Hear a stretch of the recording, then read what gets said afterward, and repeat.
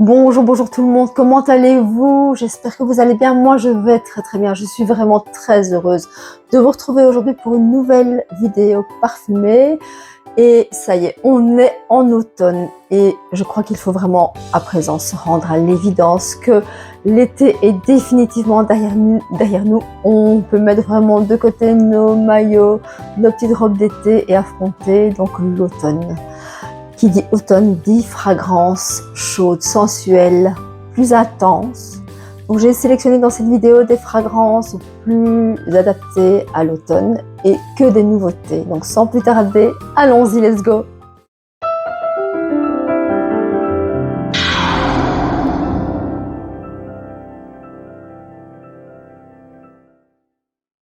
On commence tout de suite avec une nouveauté chez Yves Saint Laurent dans la collection Libre avec le tout nouveau Libre Flowers and Flames. Donc ça c'est vraiment une nouveauté dans la gamme Libre. Je vous rappelle qu'il en existe quand même 6. Donc le tout premier Libre eau de parfum qui a été créé en 2019 qui est un oriental fougère. Le second, l'eau de parfum intense créé en 2020, également un oriental fougère, mais d'une intensité un petit peu plus importante. Le troisième, l'eau de toilette, qui est un floral beaucoup plus léger, créé en 2021. Le quatrième, le parfum, donc mon préféré, créé en 2022, un oriental floral avec des accents gourmands, de vanille, de safran, de gingembre, donc vraiment très particulier. L'avant-dernier, le platine, créé en 2023, et donc ce nouveau, Flowers and Flames, ce nouveau flanqueur est donc annoncé comme un nouveau parfum vraiment sulfureux. Déjà, de par son nom, on peut dire que déjà, Flowers and Flames, ça fait vraiment penser à un parfum sulfureux. Il s'agit vraiment d'une réinterprétation de l'eau de parfum originale, donc toujours avec la note de lavande, de fleur d'oranger et de vanille. Le parfum s'ouvre sur une note vraiment importante de lavande, donc toujours la lavande très présente dans les parfums libres d'Yves Saint Laurent. Et cette lavande est combinée ici en note de tête avec une note de bergamote. La bergamote, on l'aperçoit à peine parce que la lavande est quand même omniprésente, mais je dirais que cette petite bergamote donne un petit côté vivifiant à cette lavande.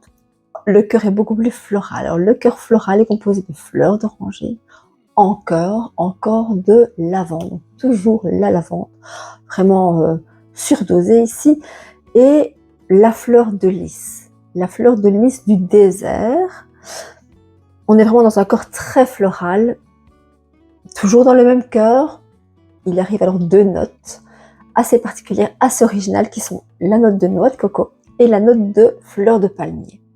Ces notes de noix de coco et de fleur de palmier, ces deux notes ensemble donnent un côté directement, arrondissent un petit peu la fragrance, donnent vraiment un côté crémeux à la fragrance.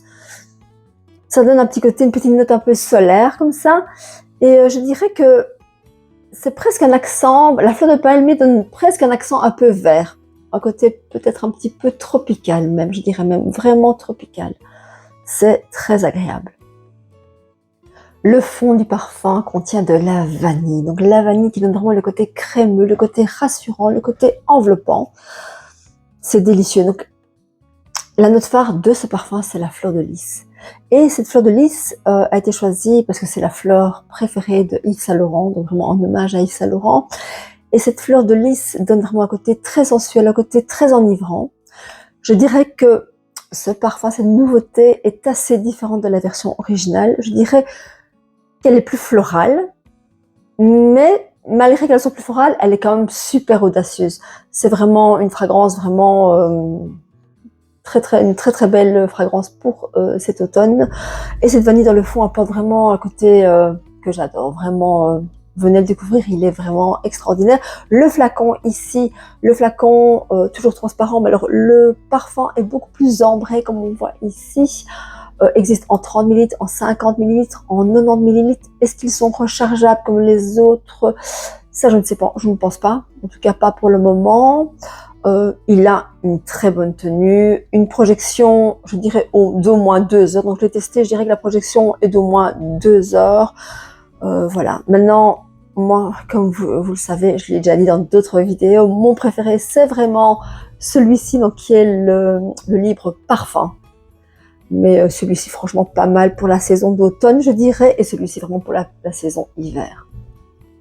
La marque Chloé lance une nouveauté dans la collection Chloé avec le Chloé Eau de Parfum Intense. Ce Chloé Eau de Parfum Intense incarne vraiment l'énergie et l'amour de la liberté. Donc la première impression est une note vraiment très importante de framboise. Vraiment la framboise juteuse qui donne vraiment une note très originale à la fragrance.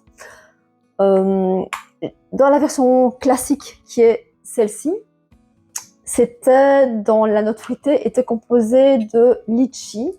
Donc, je dirais que cette framboise donne quand même un côté beaucoup plus fruité, sucré, un peu acidulé, et cette framboise est vraiment très très présente et donne vraiment un côté très très énergique. En cœur, vous avez la note de rose, évidemment, comme dans la version classique originale. Et ici, la rose, évidemment, symbolise la tendresse, l'amour. Et cette rose se combine parfaitement avec la note fruitée de framboise. Franchement, ça sent très très fort. En tout cas, moi, je l'aime beaucoup.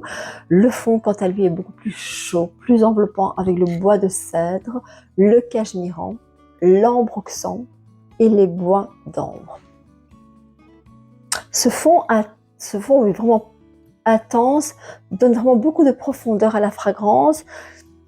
Et c'est ce fond aussi qui donne vraiment un sillage remarquable, vraiment une projection énorme. Il a vraiment une excellente tenue, c'est vraiment incroyable. Déjà le classique, l'original que j'ai mis sur ma main ici, donc l'original tenait déjà très très bien. Mais celui-ci vraiment, c'est tout à fait une autre dimension, il tient encore mieux. Il pourrait vraiment plaire aux amateurs du Chloé, donc de la version originale, comme il pourrait déplaire aussi. Moi, j'aime les deux, on va dire. Mais par contre, il pourrait plaire aussi aux personnes qui n'aimaient pas la version classique. Parce que celui-ci est vraiment beaucoup plus chaud, beaucoup plus enveloppant. Dans la version classique, je dirais que c'est une rose beaucoup plus fraîche, avec des accents fruités, mais quelque chose qui laisse un sillage vraiment propre sur la peau. Celui-ci, je dirais que c'est des accents, une rose beaucoup plus enveloppante, une rose beaucoup plus charnelle, beaucoup plus sensuelle, toujours avec les accents fruités, mais ici la framboise. Alors le fond vraiment beaucoup plus intense, beaucoup plus opulent, une facette vraiment beaucoup plus sombre sur le fond. Le flacon est un peu différent de la version originale. Donc la version originale, le flacon ici était surplombé d'une plaque en métal avec l'inscription Chloé dessus. Le petit ruban ici rose poudré. Dans la nouvelle version eau de parfum intense, vous avez toujours le flacon carré rectangulaire en verre avec les cannelures ici dans le verre un petit peu plus présente, je dirais, oui. Et alors l'étiquette, une étiquette, donc plus la petite plaque en métal, mais une étiquette écrue avec l'inscription en noir. Enfin, je le trouve vraiment très classe. Je dirais que cette présentation donne un côté peut-être un côté un peu plus moderne au flacon. Je le trouve très très joli. Il existe en 30 ml, en 50 ml. Le 50 ml est rechargeable. Vient une recharge de 150 ml. Une très très belle composition. Franchement, les personnes qui n'aiment pas le Chloé classique peuvent vraiment venir le sentir, ça pourrait leur plaire. Et je pense précisément à une amie qui n'aime pas le Chloé classique, je pense qu'elle pourrait avoir un petit coup de cœur pour celui-là. Une nouveauté chez Issey Miyake avec le nouveau sel d'Issey. Monsieur Miyake a toujours été un visionnaire. Il a voulu créer l'odeur de l'eau, donc il a créé son premier parfum aquatique qui était l'Odyssée pour dames en 1992. En 1994, il crée l'Odyssée pour hommes et pile 30 ans après, Monsieur Miyake est décédé en 1922, donc pile 30 ans après, Quentin Biche, donc le créateur parfumeur qui a créé donc ce parfum, crée un parfum. Et il veut créer un parfum qui sent l'odeur du sel. Donc, vous savez que le sel est inodore. Donc, comment recréer cette odeur de sel? Vraiment, c'était vraiment un défi pour lui. Alors, on va le sentir. Et alors, je dirais que dans ce parfum, il y a deux pôles. C'est vraiment un voyage de la mer vers la terre, un parfum vibrant qui se dévoile vraiment à travers deux pôles. Un pôle salé et un pôle boisé. Alors le pôle salé, lui, est recomposé vraiment synthétiquement, d'une part, avec une note de calypsone. Donc la calypsone, c'est une note synthétique qui reproduit une odeur vraiment marine. Et cette calypsone, comme ça en note de tête, donne quand même pas seulement la note marine, mais donne vraiment une sensation, une senteur un petit peu fruitée, une senteur fraîche, une senteur aqueuse, je dirais presque avec une touche d'agrumes, mais quand même avec une intensité. Il y a aussi dans cette note de tête, donc dans cette note marine, vraiment le voyage vers la mer. Il y a aussi des algues marines, mais ici vraiment naturelles, pas du tout de manière synthétique, naturelles, récoltées en France, enfin précisément en Bretagne. La mousse de chêne alors arrive et forme vraiment un duo inattendu avec l'algue laminaire. C'est vraiment incroyable. On passe alors de la mer à la terre et là on retrouve un côté boisé vraiment intense avec la note de vétiver des sables. Le vétiver des sables, c'est du vétiver qui pousse dans les dunes, sur la plage. Et ça donne vraiment un petit côté un peu boisé, fumé comme ça, la fragrance. On a aussi un accord de bois de cèdre. Le bois de cèdre de l'Atlas qui donne vraiment de la sophistication à la fragrance, de l'intensité, presque comme un bois précieux. Vraiment, il est frais, mais on sent qu'il y a quelque chose quand même de chaud derrière. On arrive alors aussi avec une note de gingembre frais, qui donne ce gingembre une note fraîche épicée, une nuance un petit peu citronnée, un peu aqueuse. Le pouvoir du sel réside vraiment entre ces deux pôles, donc vraiment le côté marin et le côté boisé à la fois. C'est une eau de toilette quand même très intense, donc fraîche, qui a une fraîcheur vraiment spectaculaire, mais qui a quand même une tenue incroyable. Ce parfum est composé à 95% d'ingrédients d'origine naturelle. Il existe en 50 ml et en 100 ml. Les flacons sont rechargeables. Il existe également le gel douche. Le flacon, très joli, donc ici très très épuré, très simple, comme ça, tout vraiment totalement transparent, et l'eau de parfum vraiment comme de l'eau, vraiment d'une limpidité incroyable. Ici l'éclat de la lumière se reflète sur le flacon et encapsule vraiment l'éclat, et ici forme vraiment une petite goutte, comme une petite goutte dans le fond du flacon. Enfin, c'est très joli. Ce parfum pourrait, je trouve, être mixte. Moi, il me plaît vraiment beaucoup. Je pourrais franchement le porter. Il pourrait plaire aussi aux personnes qui apprécient l'Acqua di Gio. C'est vraiment une très très belle nouveauté à découvrir. Franchement, parfum d'automne, une fraîcheur, mais vraiment quelque chose quand même d'enveloppant et quand même plus intense. Pas mal. Guerlain lance sa nouvelle eau de parfum Rose Amira, qui fait donc partie à présent de la nouvelle collection Les Absolus Allegoria. Cette nouvelle collection Les Absolus Allegoria remplace la précédente collection qui s'appelait Les Absolus d'Orient. Je ne sais pas si vous vous souvenez, il en existait plusieurs, 2 ont été discontinués. Le Musc Noble et Encens Mythique. Donc il existe désormais dans cette nouvelle gamme Absolue Allegoria le patchouli ardent, le oud essentiel de santal royal, le rose amira, donc le nouveau, le cuir intense, les épices exquises. Donc les flacons sont sensiblement les mêmes, à part que donc, ici c'est un ancien flacon et voilà le nouveau flacon. Donc un tout petit peu différent quand même. Donc maintenant vous avez le flacon avec le nid d'abeille ici. C'est vraiment une collection de parfums assez puissants, assez mystérieux.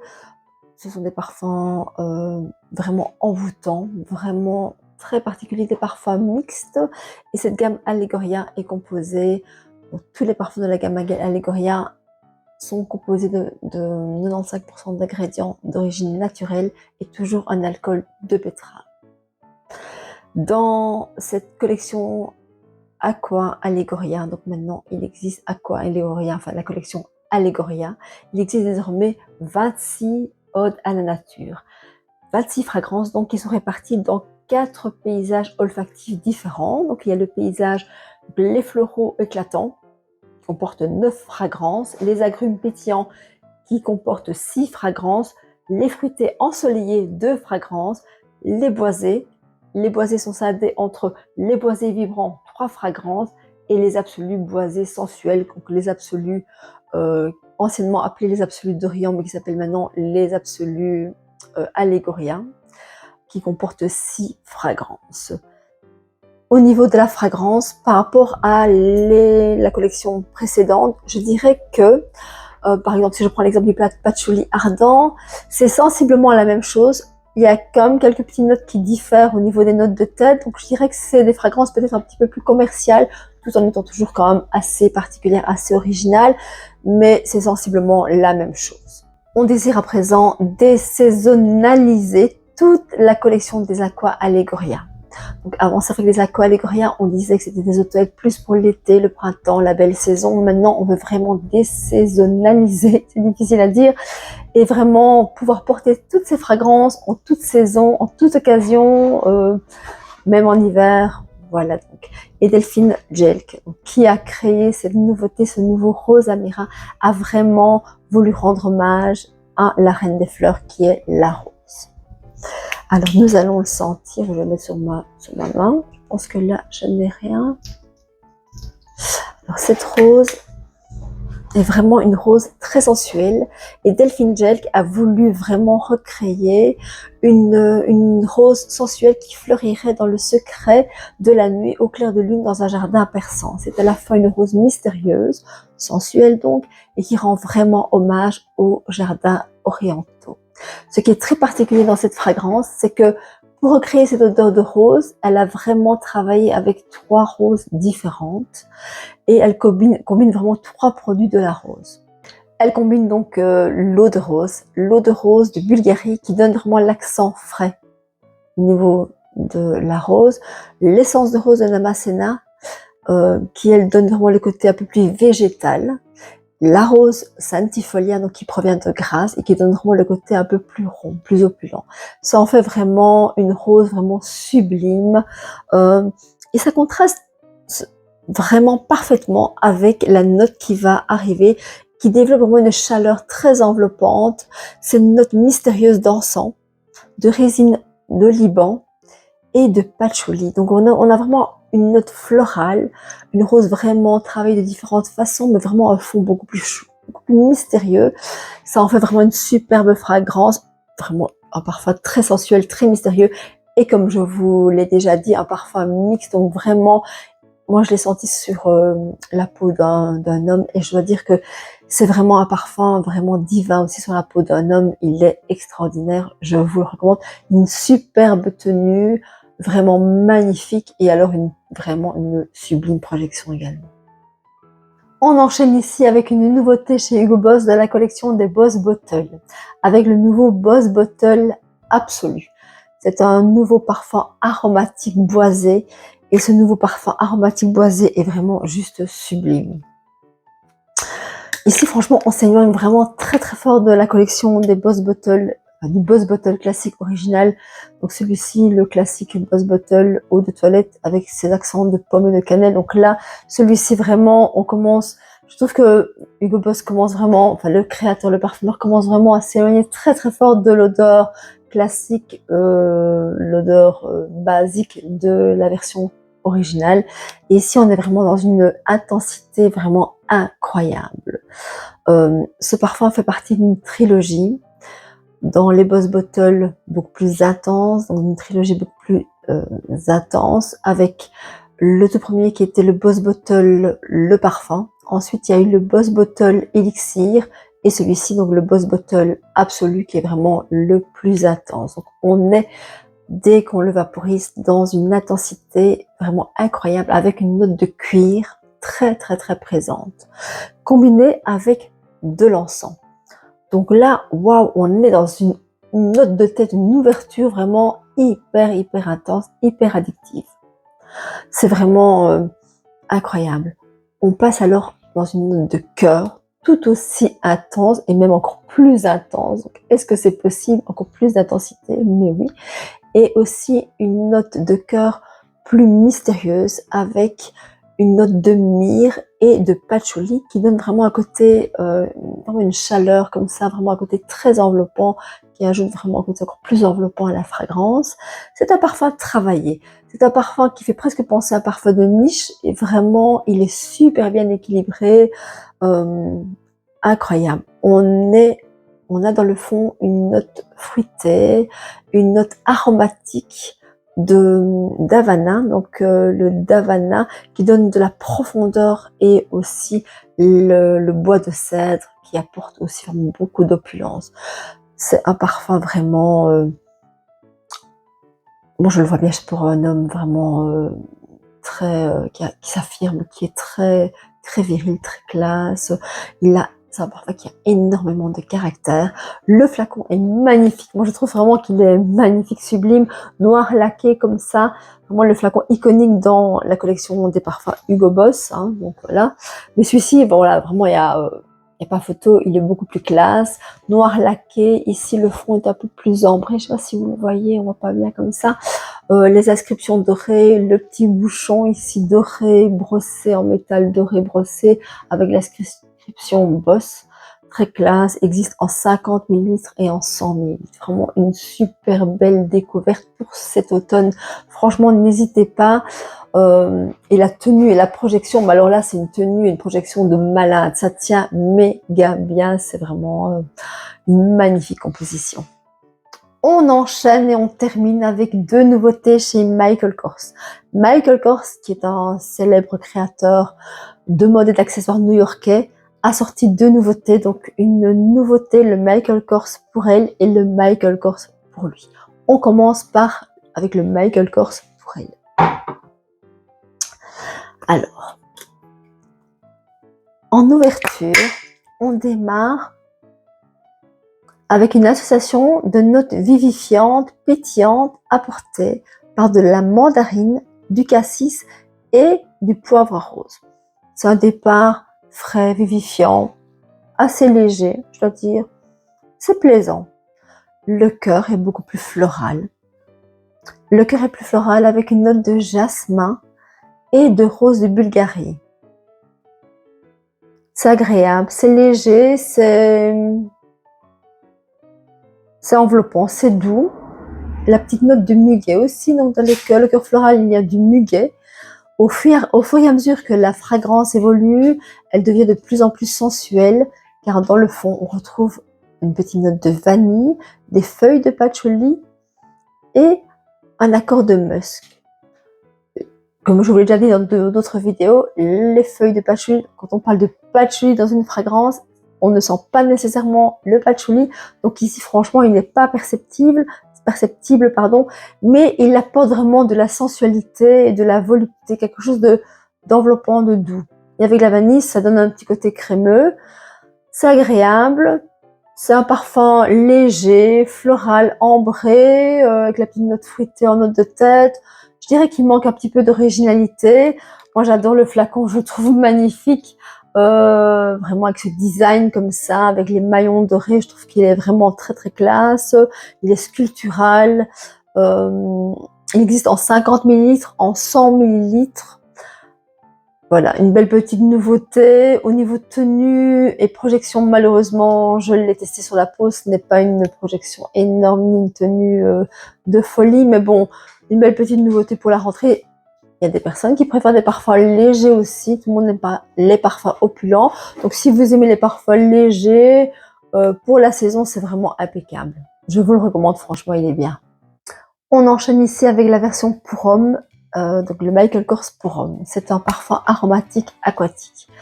Et le parfum s'ouvre sur une note de bergamote, de poivre rose et de lavandin. Le lavandin donne directement un côté très aromatique. Je dirais que la note de thé me plaît quand même bien. Je trouve que ça sent bon, c'est frais, c'est vivifiant, c'est un petit peu aromatique comme j'aime. Au fur et à mesure que la fragrance évolue, on arrive alors à vraiment un cœur composé d'une note vraiment marine, vraiment très très très présente. La sauge carrelée aussi, le géranium domine vraiment ce cœur. Et là, je dirais que ça me plaît déjà un petit peu moins. Le fond devient de plus en plus velouté, plus sensuel, avec le patchouli, l'ambre gris. Je trouve qu'il est très aromatique. C'est un parfum vraiment aromatique aquatique. Il y a quelque chose qui me dérange. Si vous aimez la famille de parfums aromatiques aquatiques, style Chrome Nazaro, style Elixir Victory, chez Paco Rabanne, vous pourriez franchement aimer cette fragrance. Voilà, mais il faut aimer cette fragrance, cette famille de parfums. Le flacon, magnifique comme la version féminine. Ici, tout argenté, donc avec les maillons argentés. Les maillons argentés, vraiment, ça fait vraiment penser au luxe. C'est très sophistiqué comme flacon. C'est vrai que certains messieurs trouveraient que c'est un petit peu trop kitsch. Moi, je le trouve très très joli.